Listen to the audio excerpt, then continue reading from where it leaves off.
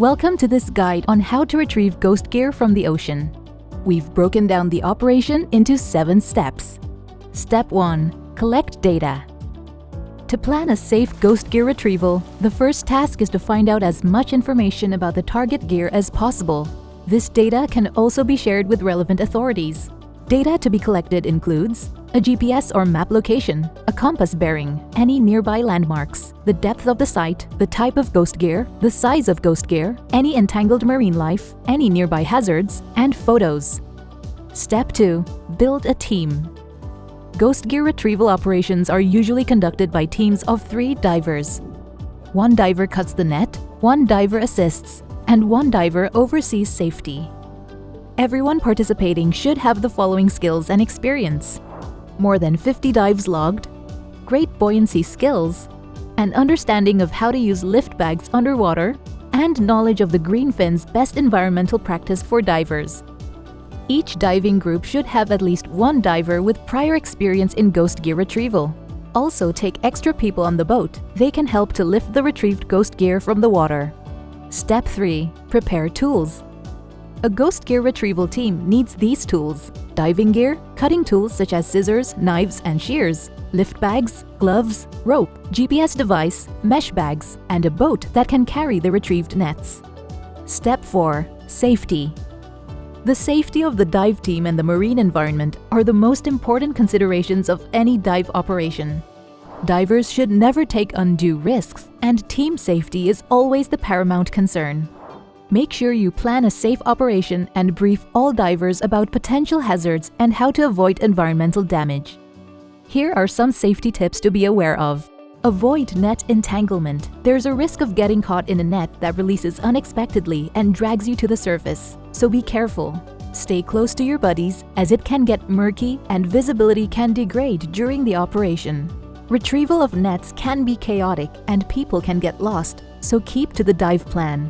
Be aware of your air consumption. Working underwater can be strenuous. Stay clear of dangers such as corals and venomous marine life. Be aware of any water currents. Stick to the time frame and do not stay longer. And always do a head count at the end of the operation. Step 5. Planning and briefing. Aside from safety, divers also need to be briefed on other aspects of the operation, including the dive plan and action plans, identification of teams and buddy groups, task allocation, such as who will do the cutting, who will do the data collection, and who will oversee the group's safety. Remind divers to not damage marine life, to maintain neutral buoyancy, and to leave sections of the net that have become too overgrown. Also identify any nets and traps that are used by local fishing communities so divers do not accidentally remove or damage them. Step 6. Retrieval. Now the operation begins. Divers should stick to their dive plan, which will depend on the size of the ghost gear. If the gear is small, a diver can cut it from the area closest to the seabed without using lift bags. However, if the ghost gear is large, attaching lift bags is useful. When attaching lift bags, ensure the bags are evenly distributed around the gear.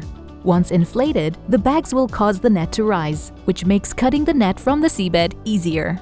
A net can be cut into smaller pieces and removed piece by piece if needed. If any part of the net comes apart, place it into a mesh bag. Remember, all divers should keep their body away from the ghost gear and coral reef at all times. Only their hands should be near the net. If there are any marine creatures caught in the net, make sure to safely release them. Once the ghost gear is free and brought to the surface, team members on the boat can lift it from the water. Step 7. Post-retrieval. Before leaving the site, do a head count to confirm all divers have returned.